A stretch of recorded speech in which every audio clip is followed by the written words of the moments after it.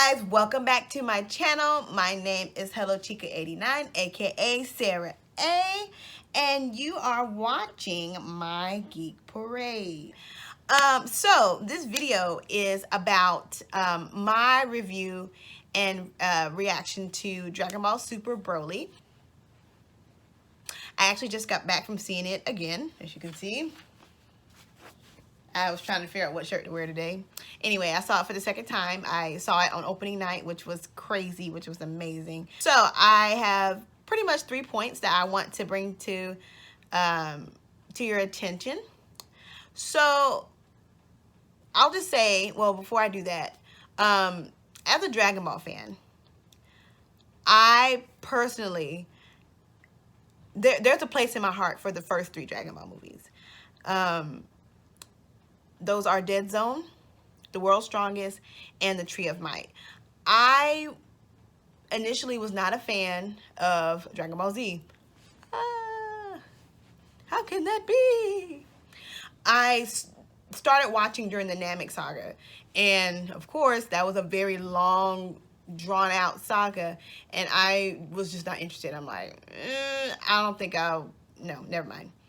But then my niece showed me Tree of Might, and I was hooked. And I'm like, what? I'm like, this is the same. I'm like, these are the same characters. They got the orange clothes on. I'm like, this is the same thing. Completely blew me away, and that's what got me hooked on Dragon Ball. I hold those first three films close to my heart. In my opinion, even with Battle of Gods and Resurrection F, those were good films too. But out of the whole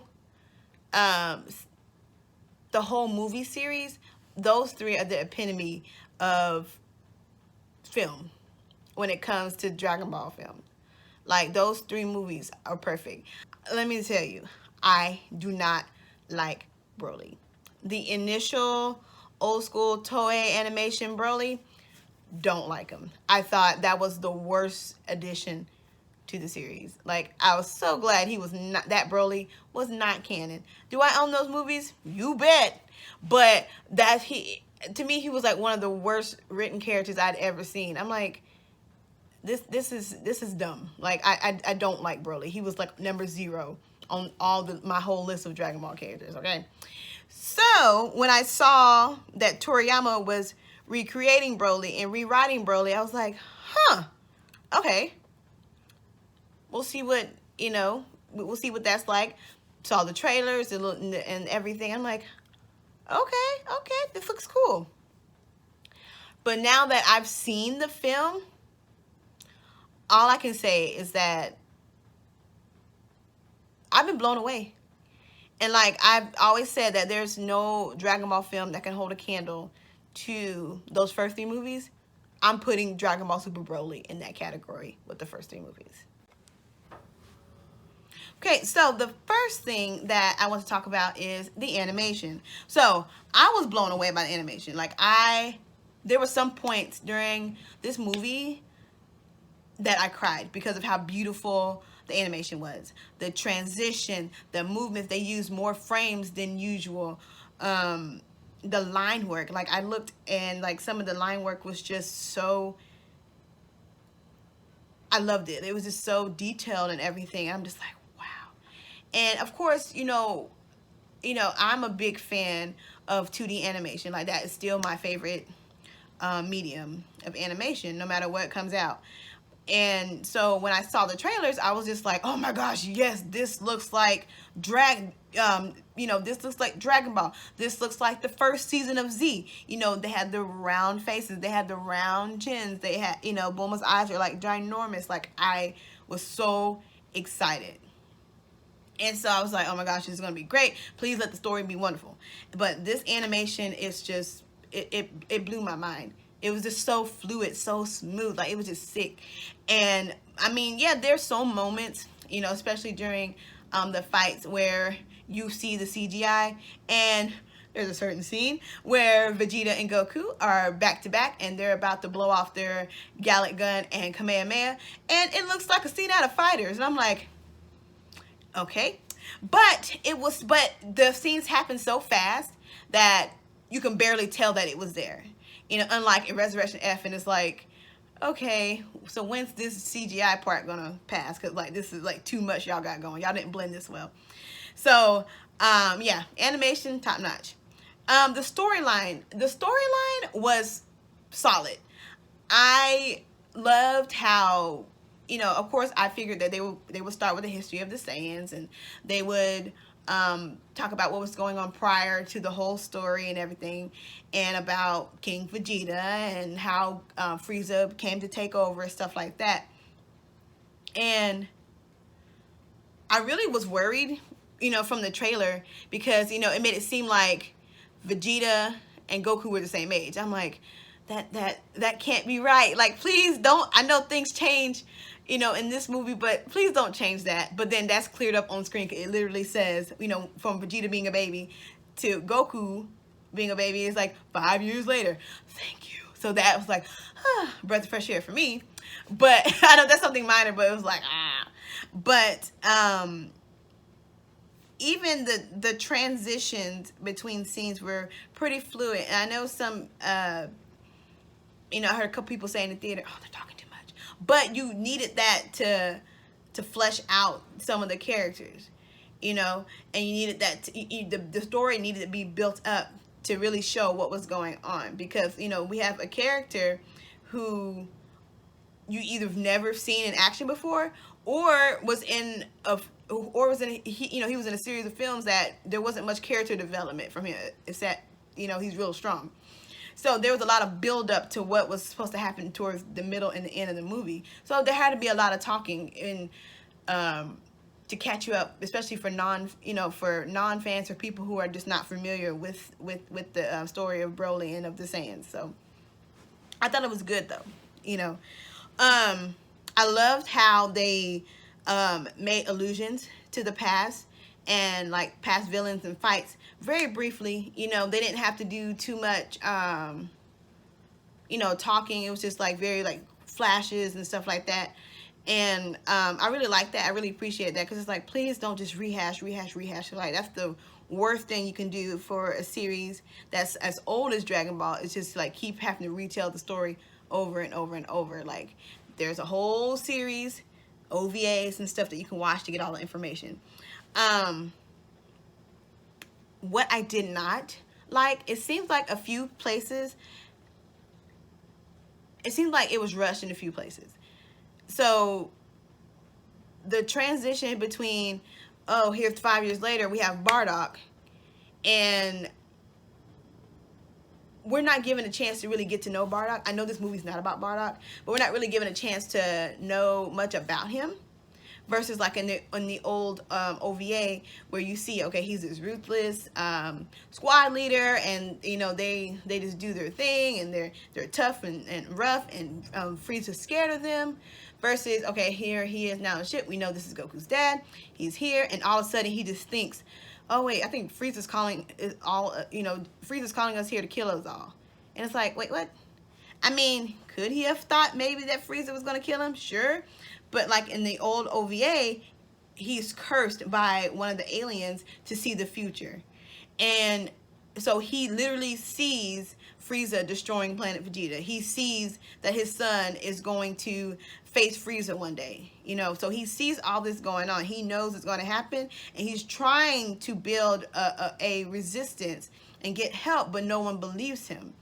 You know, and that was terrifying, because like, how am I supposed to save, you know, my planet if no one believes me? We're all going to die. Versus, I think Frieza is going to kill us because he's scared of us. Like, there was no inclination that that was the case. I mean, of course, besides the fact that Frieza's evil, but that part felt a little too rushed. And then the scene cuts when Frieza is blowing up planet Vegeta. It cuts to Bardock with like broken armor. So it's like, did they animate a scene where they were trying to fight back, and then they just like cut it? So that was confusing. So I'm hoping maybe on like the home release, or maybe like the director's cut, maybe there's some extra animation that was like cut and they just didn't mix it well or something. But yeah, I thought that, yeah, that was kind of weird. But other than that, the storyline was great. The transitions were really smooth.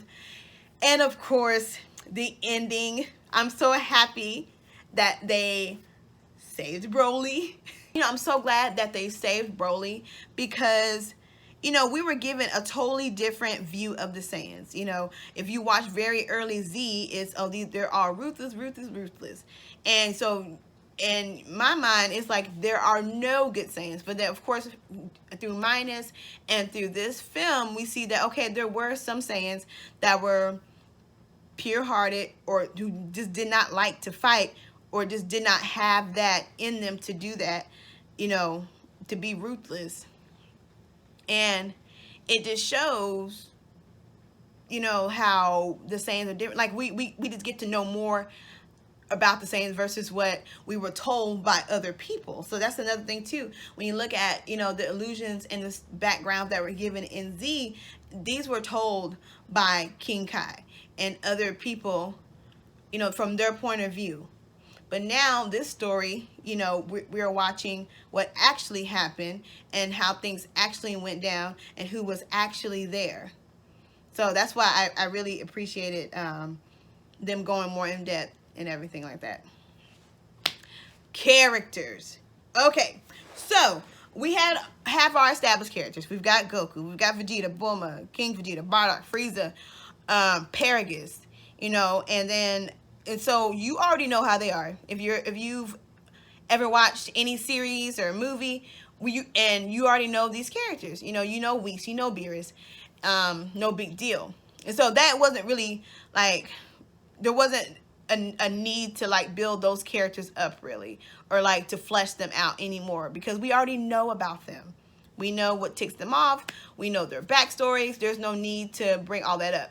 But this time, Toriyama has reinvented Broly, and so he has to reinvent his story. He has to tell us about Broly without saying, this is Broly, he's super strong, and he also hates Kakarot. You know, we get to see the things that happened to him. We see how he was targeted by King Vegeta and how he was exiled, left to die. You know, he was rescued, I guess, if you want to call that rescuing, by his father. You know, and he was just trained to be a monster. You know, when you look at original Broly, it's like, okay, he can't control his power. He goes berserk, you know.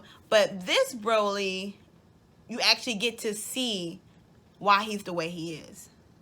You know, aside from the fact that he has this innate power, you know, couple that with abuse and being taught to hate Vegeta, like, that's a recipe for disaster. You know, there's this scene where, and I cried both times, where they're in like the little lounge area, bar or whatever, and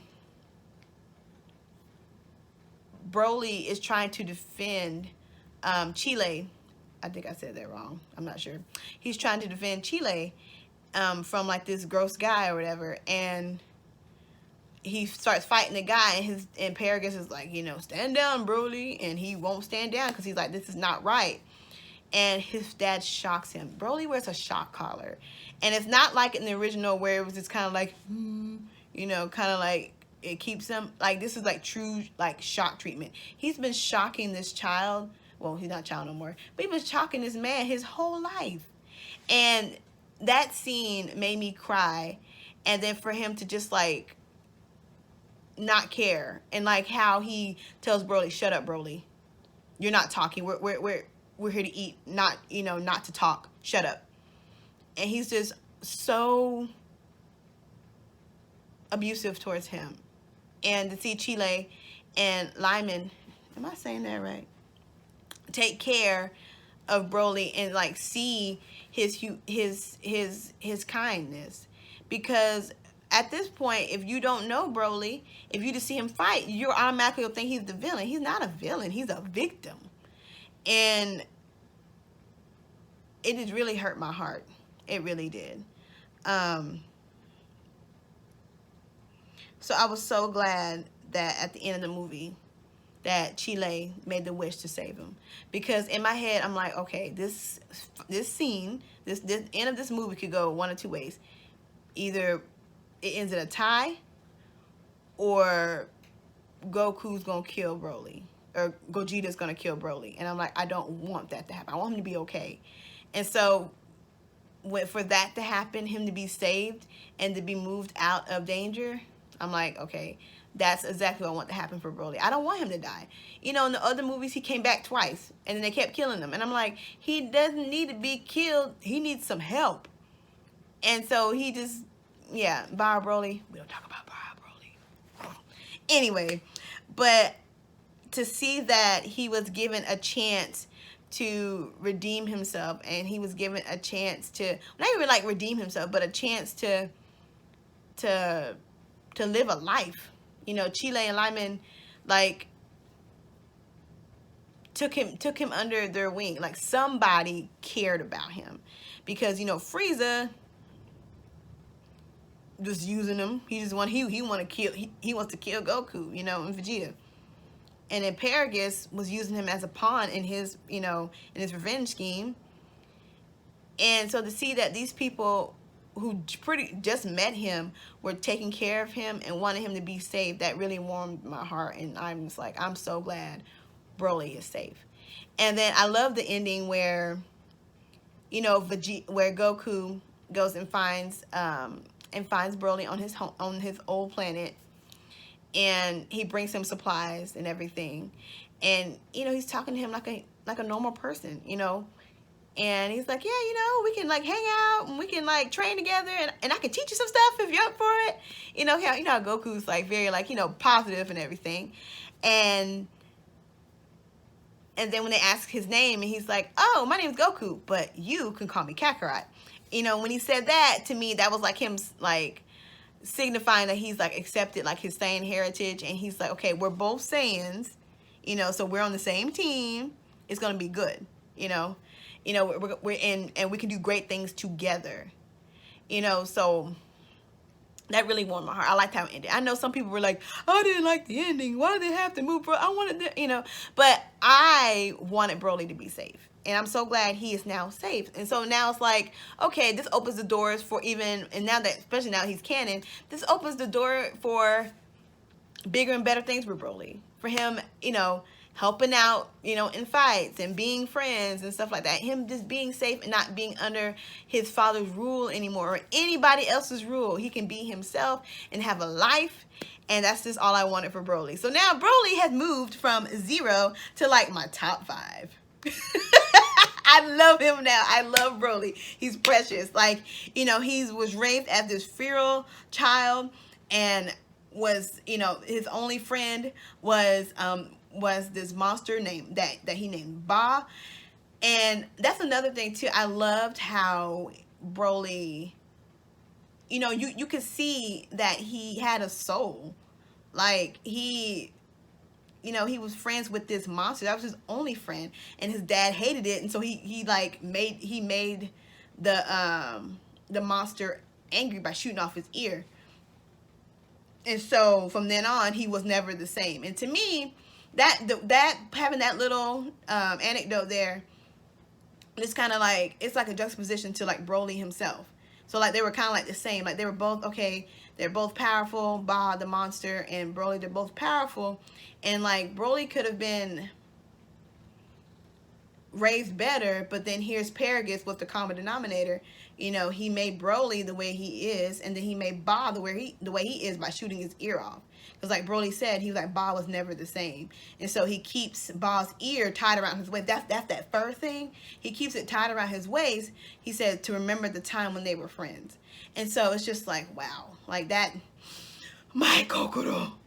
And yeah. But overall, this movie, it was an amazing movie. Animation, storyline, the characters, the music was just off the chain. Like, I gotta finish listening to the soundtrack and stuff.